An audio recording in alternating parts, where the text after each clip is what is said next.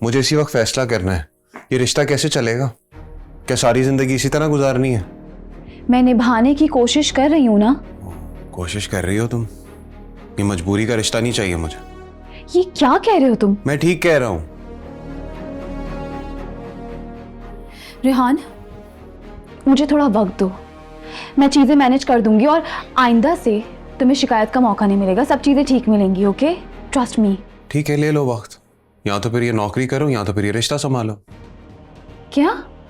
अगर तुम इस रिश्ते को दोबारा एक मौका देना चाहती हो ना तो फिर ये जॉब छोड़ दो।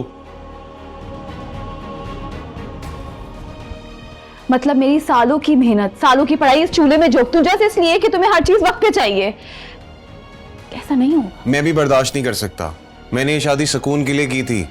जब से मेरी जिंदगी में आई हो सब कुछ बिखर सा गया है यार। कोई एक भी हरकत तुमने ऐसी की है जो मेरी खुशी का बायस बन सके? नहीं ना। मेरी बात कान खोल के सुन लो, तुम्हें ये जॉब छोड़नी होगी वरना ये रिश्ता नहीं चल सकता।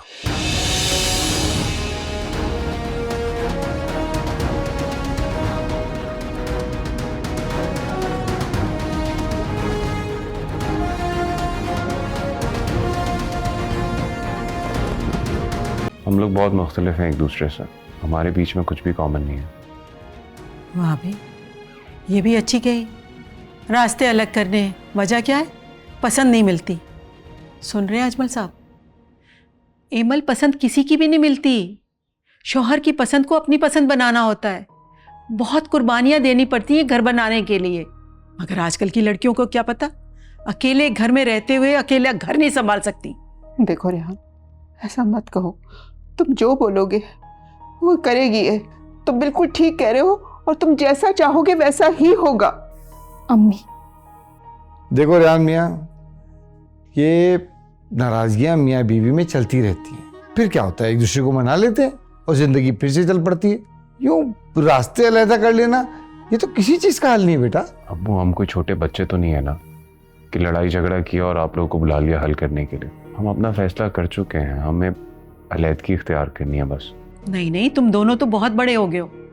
अभी भी बुलाने की क्या जरूरत थी? अलहदा हो जाते और बता देते हमें। अम्मी प्लीज, आप तो मामले की नज़ाकत को समझने की कोशिश करें।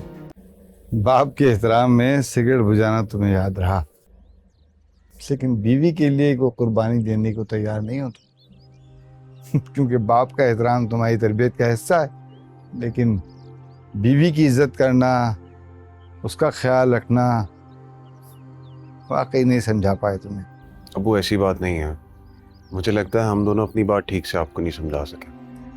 बेटा, रिश्ता होता ही ऐसा है। जब तक मियाँ और बीवी दोनों एक दूसरे के लिए कुर्बानी ना दें, एक दूसरे का ख्याल ना रखें, नहीं चलता। एक ही इंसान पे सारा बर्डन डाल दोगे तो बहुत जल्दी टूट जाएगा। लेकिन अगर एक साथ मिलकर चलोगे, एक दूसरे का ख्याल रखोगे, एक दूसरे के लिए कुर्बानी दोगे। अब्बू, ऐसा नहीं है, हमारे बीच में कुछ भी कॉमन नहीं है। ना ही मोहब्बत है, ना ही कोई मोहब्बत का एहसास। बेटा, आप लोगों ने इस रिश्ते को वक्त दिया ही कितना है और अभी वक्त हुआ ही कितना है। वक्त डालता है एक दूसरे के लिए एहसास। जैसे जैसे वक्त गुजरता है तो वक्त के साथ साथ एहसास भी आ जाएगा, मोहब्बत भी आ जाएगी। हम बाकी तुम्हें ये समझाना भूल गए कि शादी वो नहीं होती जो हम सोचते हैं, बल्कि शादी में तो बहुत सी ऐसी बातों को कबूल करना पड़ता है जो हम शादी से पहले सोच भी नहीं सकते कि हम कबूल करेंगे। इस रिश्ते में बेटा सबसे आसान रास्ता फरार का होता है। 3 लफ्ज़ तलाक के बोले और फरार हासिल कर ली। लेकिन तुमने तो सबके सामने खुदा को हाजिर और नाजिर जानकर 3 दफा कबूल बोला। उसकी तमाम बुराइयों, उसके तमाम ऐबों पर पर्दा रखना तुम्हारा काम है। घर को बनाने के लिए मर्द भी बराबर की कुर्बानियां देता है। और लड़कियां तो होती हैं ऐसी हैं यार, मर्द को मोहब्बत से, समझदारी से उनको चलाता है। कभी हल्की फुल्की डांट डपट कर ली, लेकिन छोड़ते तो नहीं बेटा।